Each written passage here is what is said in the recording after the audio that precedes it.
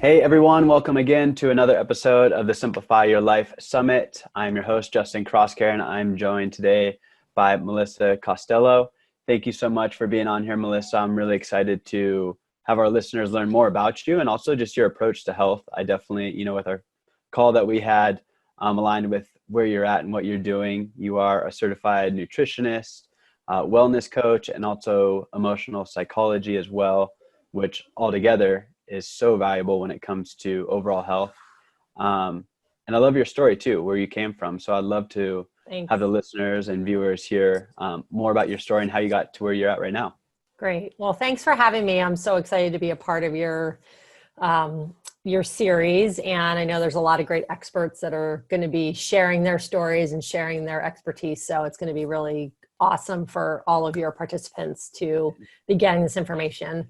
Definitely. So yeah, I'm a transformational eating coach, and I come from I grew up on the East Coast, and I come from a background of really just kind of struggling with body image and being a yo-yo dieter just most of my life, really struggling with emotional eating and trying all the different diets and really just struggling with how I felt in my body. And growing up the way I did, I grew up in the 80s, and I had a very skewed body image, and that kind of led me into having this dysfunctional relationship with food. I really believed that whatever I ate would make me fat. And so I was really restrictive, and I ate only sugar-free. And I just put so many restrictions on myself. And over the years, that just took a toll on me emotionally. And I started to emotional eat and just kind of fluctuate in my weight constantly. And I always felt like I was failing. And then, and I just couldn't ever figure out, like, why can't I just keep weight off? Why can't I just lose this extra weight I have? Why do I have to struggle with food? It just felt like this uphill battle I was constantly climbing. And so, over the years, I had luckily been very, very attracted and interested in health and wellness. And I, got a nutrition certification. I became a plant-based chef. I worked for Tony Horton, the creator of P90X, for many years. And I was on that trajectory when I moved to California from the East Coast, and just really interested in health and nutrition. And I became a vegan, and I was a pretty hardcore vegan for many years. But that also kept me in a place of restriction, this kind of good, bad, black and white thinking with food. And so this emotional eating thing just really exploded, and not a lot of people knew about it. Probably maybe one other person knew that I was an emotional eater, but a lot of people knew I struggled with my body image and my weight and all that. And so, it wasn't until I started my business in 2007, and it probably wasn't until about a year or so later that I kind of came out with my story about emotional eating. And I reached out to a friend after one night where I was binging on the couch, and I woke up like full of self-loathing and full of hatred, and just like, I can't live this way anymore. And just feeling obsessed about food 24/7. And it just was this nonstop cycle. And no matter what I did, I couldn't get out of it. I tried doing all these different things on my own, but nothing ever really worked. And so I had a phone call with a friend, and she gave me a little bit of tough love. And she said, listen, you really need to go get some help. And, this battle you're having, it's really like right now you're being really self-centered and pretty self-important. So I want you to, number one, first go out and be of service, which was a huge game changer for me, and then go get some help. Like, you can't do this on your own. It's very clear there's something deeper going on. And so that was the game changer for me right there. And I hired a coach, and I started working with someone one-to-one, and that really helped me overcome my struggles with food, my dysfunctional relationship, and my body image stuff. And so that's now why I do what I do, in really helping people get out of the yo-yo dieting cycle so that they can really have freedom with food, not feel obsessed about it, really understand what their bodies need, what feels good to them, and still be able to enjoy food, even if it's quote unquote bad for them, So it's been such a beautiful journey, and being able to support people in that way and breaking down that diet culture mentality. So that's kind of how I got where I am. That's a quick snapshot. That is a quick snapshot, and I'm blown away. It's so awesome hearing the stories of these experts I'm interviewing, because it's all coming from what they struggled with, and then it turns into a passion. Right. And it's really fun, like that's how I got into health, was because of my own struggles. Right. And it's difficult these days. This is one of the reasons why I'm so excited to have you on here, because you go on the internet now and there's all these different diets, all these different fads, and they work for some people, don't work for others. And then you try this and it's Right. frustrating. Also that restriction too. What would you say plays the biggest part, or something that you focus a lot on with, your training that you've done, when it comes to eating? I think it's something that not a lot of people think of. So, okay. So so the question you're asking is, what's my focus around food? Yeah. So with the mindset, right? I know that's a Okay. big part of Yes. your Yes. coaching is the mindset. Sorry, I wasn't clear enough Yes. on that. Okay. But a lot of people don't think of it's the mindset. They think of it's what I'm actually putting in my body. Right. Yes. So thank you for clarifying. So yeah, so my approach really is, it's a non-food approach. I mean, it really is about, because our behaviors with food are driven by our belief system, our thoughts, our emotions, all of that stuff. I mean, emotional eaters use food emotionally. And whether that's stress eating or boredom eating or procrastination eating or transition eating, we use food emotionally. And so that doesn't, you know, changing your food is not going to help that. So you have to really address, it's like going to the core of the issue, right? We have to look at, well, why are you using food? Like, why are you not wanting to face your emotions? What's really happening here? And so, Mm. a lot of it is driven by our belief systems about ourselves. I have a lot of clients who, they fear success, or they feel like they're not worthy, or they feel like they're not valued in the world. And so we start to really look at, what are the things that you tell yourself? What are your limiting beliefs that kind of keep you stuck in this cycle? And I had to do all of this work for myself. Otherwise, I wouldn't be able to do it with my clients. And so some of my biggest limiting beliefs were that my body was my value, and I had to look a certain way in order to be loved and cared for. I also didn't believe that I had value or worth in the world. And I thought I was broken because of the way I grew up and the childhood I grew up in with an alcoholic father and things like that. And so I Mhm. was on this constant like self-help fix me journey. And I had to realize that I wasn't broken and there was nothing to fix. I just needed to learn how to accept myself and be kind to myself. And so I really teach my clients how to, number one, we have to identify what's driving the behavior with food, what's driving you to be overweight, all of those things. And then we can start to really transform the mindset, if you will, like really create new brain grooves. Because we, if you think about a tire, like a truck stuck in tire ruts, right? Like that's how our brain grooves work. It's like we think the same obsessive thoughts over and over. And I know a lot of Mm. people experience this. And so so I work with my clients to create new brain grooves. And that's just through accountability, consistency, having support, and through the special kind of system that I've created to really help my clients do that in a step-by-step process that's really realistic and sustainable based on their lifestyle. Mm. That's powerful, because I know a lot of people don't think about that, myself included, that the Yeah. mindset plays such a vital role in that. So Yes. when it comes to emotional eating, and Yeah. emotions play, a huge part in our life in general, Yeah. how does dieting and also paying attention to all these little different things, when it comes to nutrition, whatever your fat or whatever thing that you're on right now, how Mm-hmm. does it affect our relationships, not only with ourselves, but with others as well?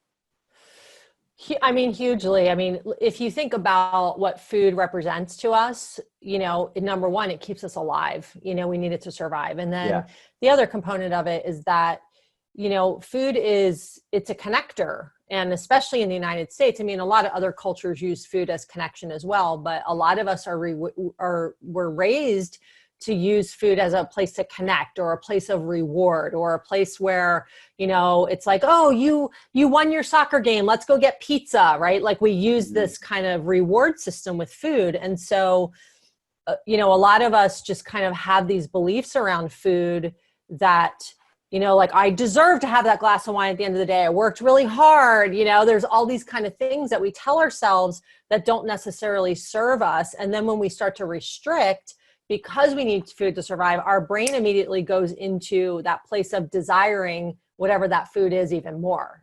For me, it's like, I was like, I can't eat cupcakes because they are bad for me and they'll make me get fat. And so I cut out cupcakes, and then I'd be binging on them in the middle of the night. Right.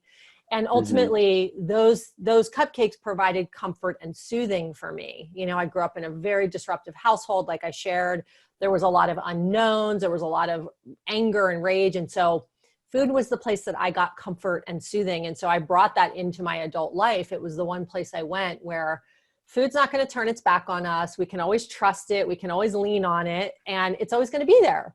And so I think a lot of us have that emotional attachment to food. And then when we start dieting, we start to restrict and pull back on all of these foods that really provide comfort for us and nostalgia in a lot of ways. And that becomes this really tricky terrain to navigate. And so Mm-hmm. it can trigger a lot of emotional eating. Wow. Yeah. I've never really thought about that way too, having that relationship. So like that just opened up brand new doors for me, having that relationship with food as if it's always there. Right. Um, Right. that's incredible. So what are some ways that you work with your clients? Yeah. Say, if I want those cupcakes and I just keep thinking about those cupcakes, Mm-hmm. what are some ways that you work with those clients Yeah. on supporting them, or these listeners, these viewers? What are some ways that they can get over that? Yeah, well, and it's funny because the first thing we'll want to do is blame our cravings. Like, oh, I crave sugar. Or, oh, I'm a sugar addict. Or, oh, right. And I used to believe I was a sugar addict, but I really don't believe in food addiction anymore through this work I've done. I really believe that we get addicted to the feeling the food gives us, right? Yes, there is some chemical change in our brain when we eat certain foods, and we're more addicted to the feeling, right? So I don't really believe that we have food addiction. I believe that in any given moment we can make a choice, but that's really hard for people to know that they can make a choice in the moment. And so I think that, one of the things that I really help my clients do is empower them to really understand, why they're doing what they're doing. And if they have a craving for a cupcake, to really check in with themselves and ask themselves, like, am I physically hungry right now? Like, is this coming from physical hunger? Is this a craving? Am I needing something else? So really kind of slowing down and checking in. Because I think so many of us, we're on the go. We're always rushing. We're shoving food in our faces. We're not thinking about what we're doing. We're eating in front of our computers. And then our bodies are just constantly stressed out. And so it's really about slowing down and getting more connected to the physical body, first of all. And then also, what are the triggers? Like, did you have a stressful day? And do you need to go home and like decompress before you start to eat? So it's really kind of like fine tuning and honing in on what are the triggers? What do we need to do to support you? And what are the thoughts? Because your actions will follow your thoughts, and your thoughts come from your beliefs, right? We all know that. It's kind of a loop. And so we want to really start to look at what are the beliefs, what are the thoughts, and then what is the action, and how do we start to take different action? So choosing a different route, but also addressing the emotion if there is an emotion there, because a lot of us will want to bypass that part, like, oh, don't want to feel my emotions, don't want to feel what's really there. But many of us are walking around, with things we haven't addressed, like sadness or fear or, different emotions that we're just shoving down with food. And ultimately, that's why we stay stuck, because we're not identifying the emotions and addressing them. Yeah. That is powerful. Yeah. When you were going through your transition and learning more about what to eat, your emotions, and how everything was playing a part, what were some ways of actually, because I'm sure it wasn't like overnight, right? No. What were some ways that really supported you in that transition? Yeah, that's a great question. So my journey, well, it's been lifelong, but from the time I started healing, it took about 2 full years of being immersed with a coach and getting support.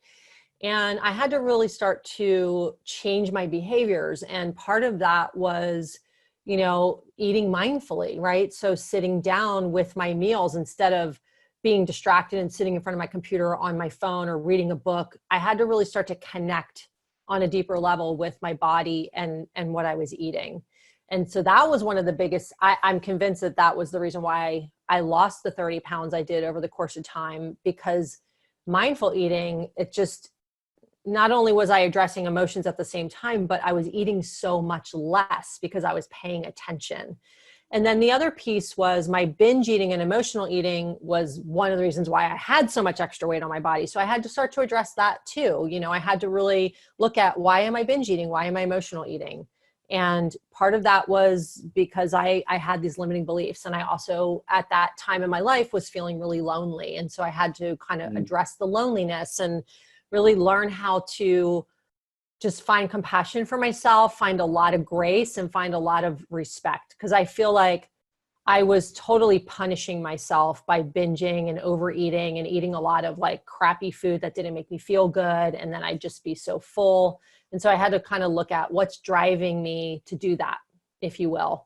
And so it's kind of, I'm very holistic in the way I work. It's mental, physical, emotional, and spiritual. We don't just look at one avenue, which most people do, just the food. And then they're not addressing all these other big aspects of our lives that really have an impact, right? We have to look at lifestyle and stress and all, how much sleep are we getting? I mean, we're such complex individuals. We have to approach it from a holistic place. Yeah, it's all encompassing, totally. Yes. Yeah. What are some ways that these listeners, these viewers can connect with their food? Because I've recently been learning about that too, and the power of, like, regardless of what your religion is, grace or, blessing the food. What are some ways that you can connect with your food? Yeah. Well, I think connecting with the body first is the most important, right? Connecting with the food is important, but the body first, it's always body first, right? Because the body needs the food. And so it's really connecting to the body and saying like, are you physically hungry? Yes. Okay. Well, if you're physically hungry, what is it that's going to feel nourishing? Right. And then when we do eat, taking that time to sit down without distraction and really slow down the eating process and savor the food, really enjoy it. And even if it's something like that you think is a bad food, I really encourage my clients to kind of take away that criticism and judgment that usually goes along with eating something like that, because the diet industry says it's bad. And so I teach my clients how to connect with their food from a place of non-judgment, right? So it's connected from a place of permission, enjoyment, and listening to their body. So those things kind of go hand in hand, because we can't have one without the other. Like, we really have to stay connected to what we're eating, why we're eating, but also, do we need this food? Am I satisfied? Could I stop eating now? Can I eat less? Right? Like all that kind of stuff that's going on in our bodies. Most of my clients either are afraid of getting hungry, or they never know when they're hungry because they've been so used to following some diet plan that says eat at 8 a.m., eat at 10 a.m., eat at 12 p.m. Right? So like, they have no idea when they're hungry. So I have to really kind of train them and help them take a step back to let go of everything they think they know and start to look at how to approach it in a different way. Yeah. I'm curious, have you noticed a difference with what people crave and the emotions that they're having, i.e. sugars or i.e. carbs? Or 100%. So sugary foods, pastries, all that stuff is comfort and soothing. When we crave crunchy foods, salty foods, that's stress. That's like release, needing release. So crunchy, anger, stress, a lot of energy, sweet foods, gooey foods, comfort, soothing, all of that. So yeah, that's usually a pretty strong distinction there, and it could be both at the same time, because we have a gamut of emotions running in us. Like, some people are like, go for the sweet first, and then they need the salty, and then they need the sweet, and then, right? And so that's because we're not addressing all the layers within us, right? We're just continuing to look to the food to kind of address it for us. Yeah. That's very interesting. I'm going to keep that in mind. That's such a good tip, to have, like, what am I feeling? Right. And what kind of foods do I go toward, right? Like, what do I crave mostly? Yeah. Yeah. And I feel like people have their certain things, whether it be sweets or whether it be crunchy, salty type of foods. So right. That's interesting. What are some other simple things that you see people missing when it comes to maybe what they're thinking or what they're putting in their body, food wise, that is something really easy that you can implement that people aren't doing? Something that they're missing or that they're not doing in terms of like weight loss or just changing the relationship to food? Yeah, because I understand like the mindset part of it, right? Yeah. And then you start changing the food as well. Right. Are there any missing or simple pieces that people are neglecting, whether it be certain types of food, whether it be water intake, whether it be anything like that? I mean, I think always it comes back to basics, right? Sleep, water, like it's all the real basics that a lot of people are missing, right? They forget about the simple things like drinking enough water. Like you and I were just like, oh, we have our mason jars here, right? This is how we measure our water.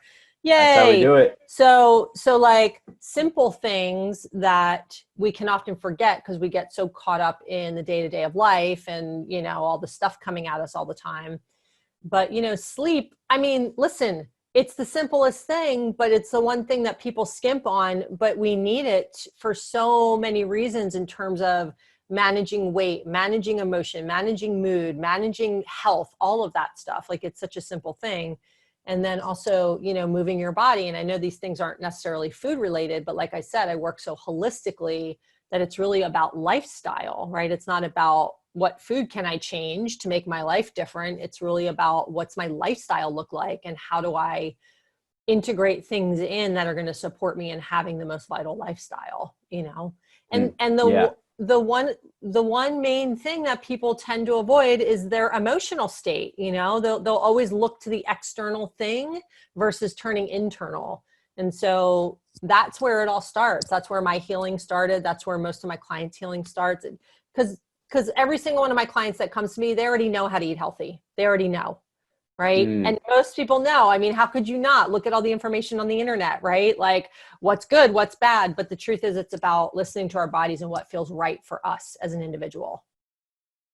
totally. Yeah. And when it comes to so if I'm your new client, right? Mm-hmm. I've been trying vegan, I've been trying, paleo, I've tried all these different things and still going with the yo-yo diet. What are kind of the first steps that you take? I know we mentioned the mindfulness as well. Mm-hmm. What are some of these first steps that you do take with your clients to Yeah. really evolve? Are you doing different tests or? So the very, very first thing I do is I try to find out what their hidden hungers are. And I do that through a quiz that I have. And hidden hungers really are the hungers we have outside of physical hunger. So that could be a hunger for rest. It could be a hunger for stress relief. It could be a hunger for compassion. It could be a hunger for me time, especially a lot of women, they don't give themselves enough downtime or me time. So we first identify what those hidden hungers are. And then next I look at their overall lifestyle. What does your day look like? What time do you get up? What time do you go to sleep? What are your routines? What's your, all of that stuff. I look at their overall lifestyle. How many kids do they have? What kind of help do they have? So we look at everything.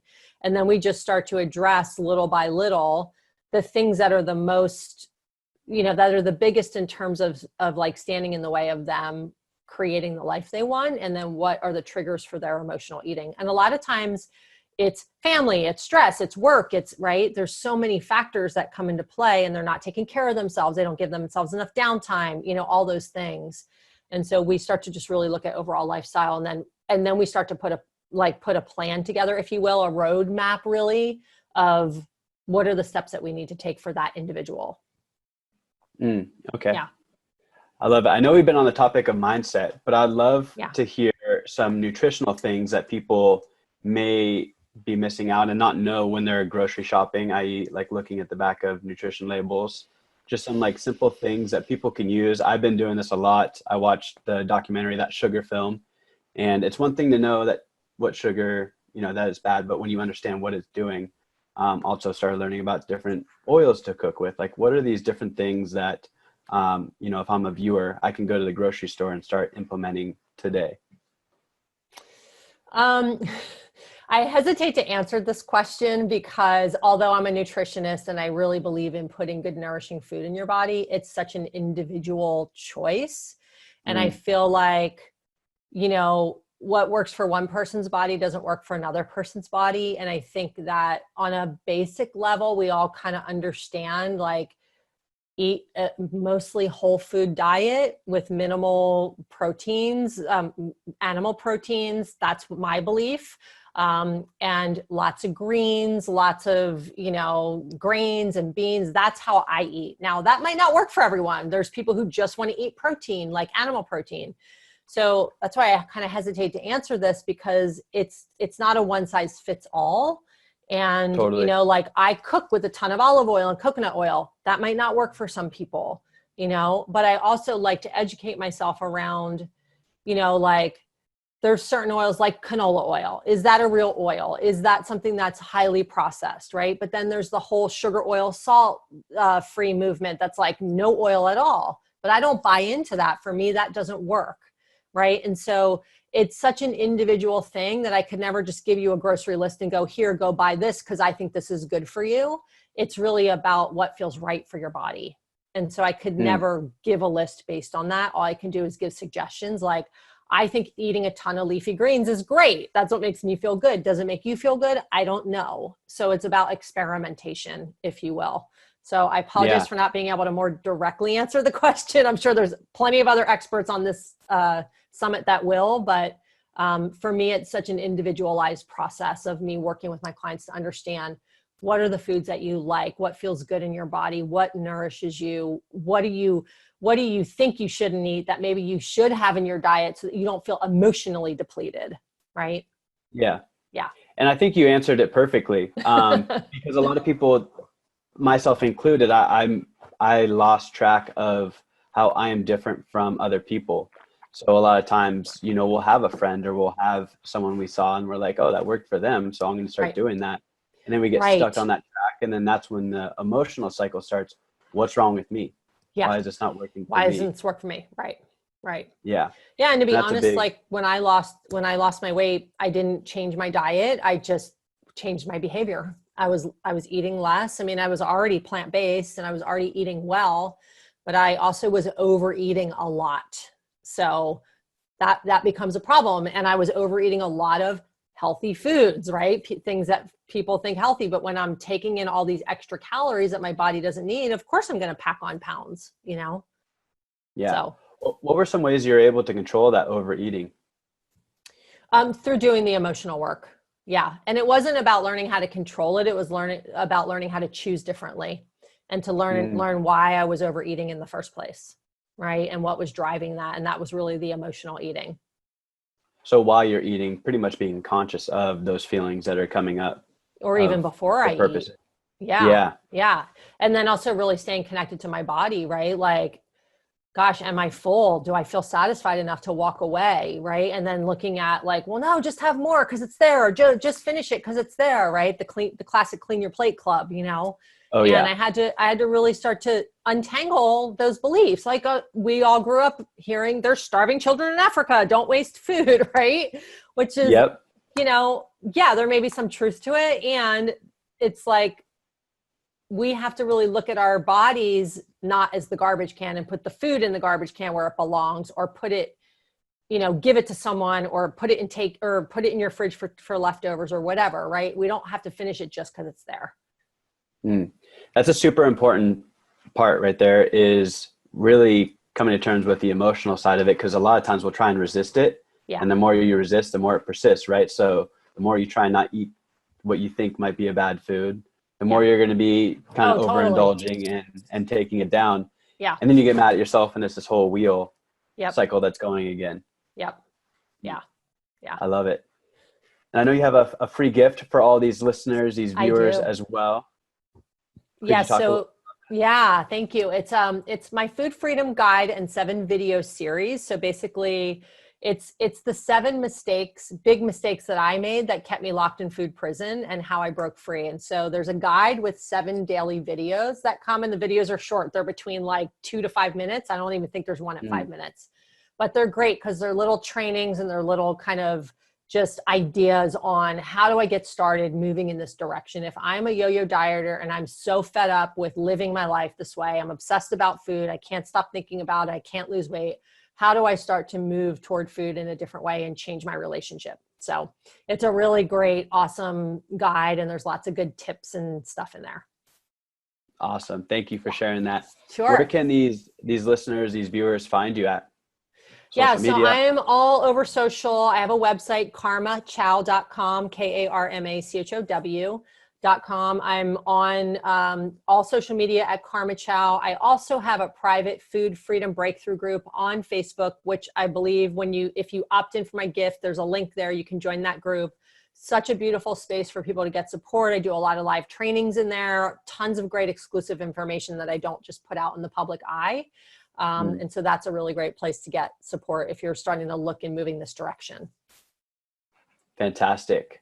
Cool. Well, really excited because this is a whole new route that I think a lot of people aren't seeing, is a mindfulness of it. Yes. And it's so awesome to hear what you're doing and changing Thank so many you. lives, and so blessed to have you on here. Thanks you again for having me. This is so great. And I hope that this can make an impact on at least one person's life. Right? Yeah. It definitely will. And we're going to cause a little ripple effect. Yes, I love it. Awesome. Thank you. Awesome, Melissa. Thank you so much. I appreciate your time. Sure thing.